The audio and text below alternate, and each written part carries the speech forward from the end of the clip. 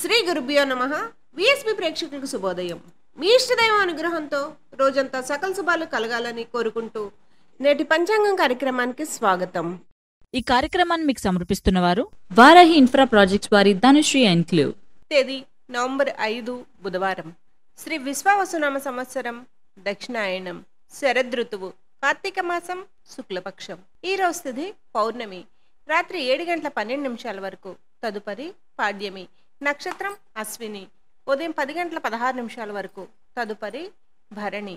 వర్జం ఉదయం 6:34 నుండి 8:03 వరకు. తిరిగి రాత్రి 7:13 నుండి 8:43 వరకు. అమృత గడియలు తెల్లవారుజామున 4:11 నుండి 5:40 వరకు.